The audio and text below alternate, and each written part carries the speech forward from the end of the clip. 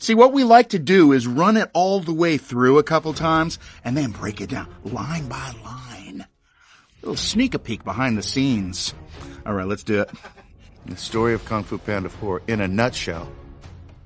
Po, he's got to face his most fierce opponent so far. The chameleon. A creature that can recreate any one of the demons of his past. And even himself. And he also makes a friend along the way. He couldn't have succeeded without this new friend. A ragamuffin from the streets. She's a scraper, a scrapper, a survivor. Shen. The chameleon. I wanted to play a villain. I did.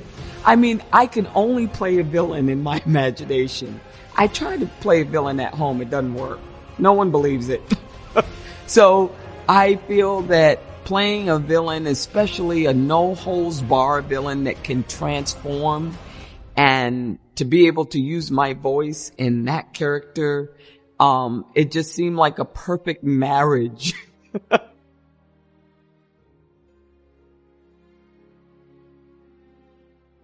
Hey! Po's like a child at heart, and that's my favorite part to play, because I've always felt like I'm at my best when I'm having fun, and when I'm, joking around like I always did when I was a kid, all the way till now. That's always kind of been my secret sauce, and I feel like that's Po's magic too. His love and passion for Kung Fu is like childlike, but it's also super powerful. I think the chameleon wants Po's staff of wisdom because that would give her the power over everything and everyone in the world. She is extremely narcissistic, so I think that it's not enough that she has the power to transform and influence and lead, that I think that she doesn't stop. She will not stop until she has godlike powers.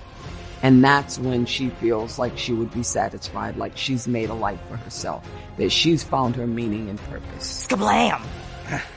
Sorry to interrupt. I think you meant skadoosh. Po's got an innocence about him that's kind of fun and ridiculous and embarrassing, and people can relate to that because everyone's got a little Po inside of them. A little part of them that doesn't know the right thing to say or do in any situation, that feels a little outside of the norm.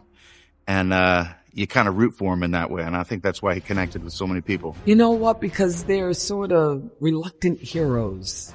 And I think that sparked something in all of us.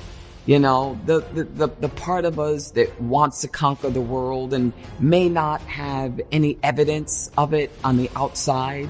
I mean, Po himself doesn't necessarily look like, a ninja warrior per se.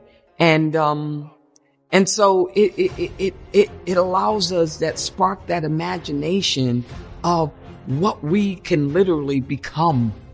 And especially as a child, children, that's why we play with toys, right? It sparks our imagination. And that's why we play dress up. And, I think that's why we watched it again, in my house. And that's what I felt. I felt like I wanted to be in Po's crew. I really did. I wanted to just sort of fight with him.